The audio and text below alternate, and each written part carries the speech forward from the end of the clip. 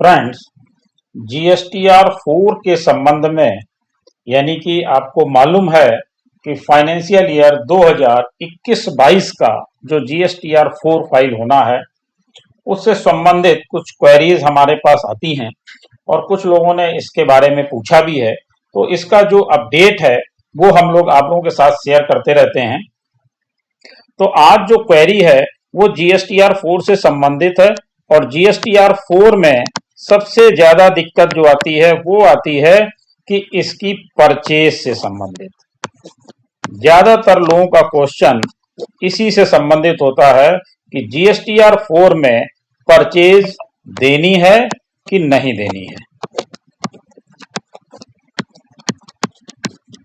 यही क्वेश्चन सबसे ज्यादा रिपीट होता है।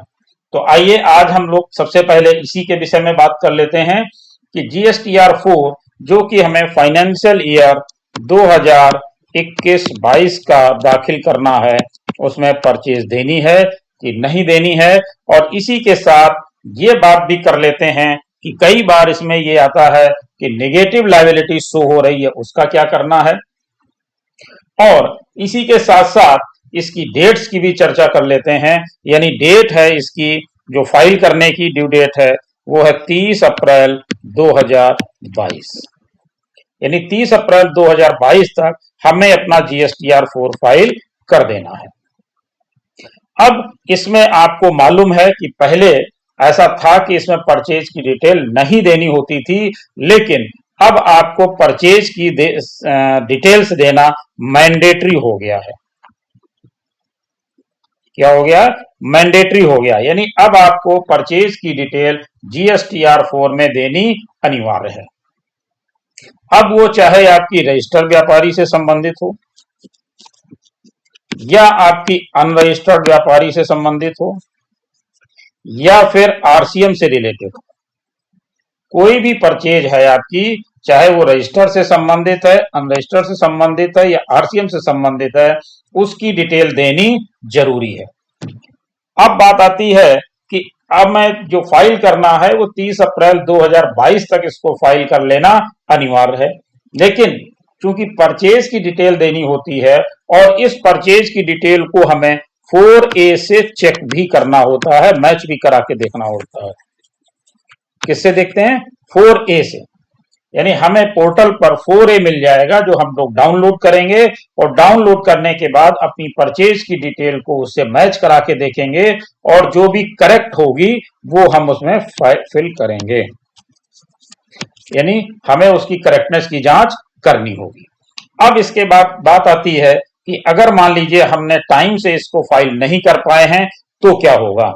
देखिए, अगर आप इसको टाइम से फाइल नहीं कर पा रहे हैं तो 30 अप्रैल के बाद से आपको लेट फीस देनी होगी। क्या होगा? लेट फीस आपको देनी होगी। लेट फीस कितनी देनी होगी? लेट फीस यानी पर डे के हिसाब से है। अगर आपका नील का रिटर्न जा रहा है तो आपको देनी है 10 + 10 यानी 20 रुपीज पर डे। और अगर आपका जीएसटीआर 4 टैक्सेबल है, उसमें आपकी टर्नओवर है, तो आपको कितना देना है? 25 + 25 यानी 50 रुपीज पर डे। ये आपको लेट फीस देनी पड़ेगी। अब इसके अलावा अगर मान लीजिए आपका ज्यादा हो जाता है तो मैक्सिमम कैपिंग क्या होगी? तो मैक्सिमम कैपिंग की जब हम बात करेंगे तो मैक्सिमम कैपिंग होगी, अगर हमारा नील का है तो हमारी मैक्सिमम होगी 250 + 250 यानी टोटल 500 रुपीज हमें पे करना पड़ेगा। ये होगी लिमिट मैक्सिमम। लेकिन अगर मान लीजिए हमारी टैक्सेबल है तब क्या पोजीशन आएगी? अगर टैक्सेबल है तो आपको देना पड़ेगा 1000 + 1000। 1000 + 1000 का मतलब हो गया, ये हो गई आपकी सीजीएसटी और ये हो गई एसजीएसटी। यानी सीजीएसटी और एसजीएसटी दोनों मिला करके हमें देनी पड़ेगी 2000 रुपए लेट फीस। कितनी देनी पड़ेगी? 2000 रुपए लेट फीस हमें देनी पड़ेगी। तो हमें इसमें करना यह है, पहली चीज तो ये कि परचेज की डिटेल देना मैंडेटरी है। इसको बिल्कुल भी नहीं भूलना है, आपको परचेज की डिटेल देना जरूरी है। दूसरी बात कि परचेज की डिटेल देने से पहले हमें इसका 4A डाउनलोड करना है और 4A डाउनलोड करके इसको चेक करना है और चेक करने के बाद इसकी हमें मैचिंग और मिसमैचिंग देखनी है। इसके बाद हमें इनके बिलों से इसकी करेक्टनेस की जांच करनी है। जब हम इसके बिलों से इसकी करेक्टनेस की जांच कर लेंगे उसके बाद हमको GSTR 4 फाइल करना है।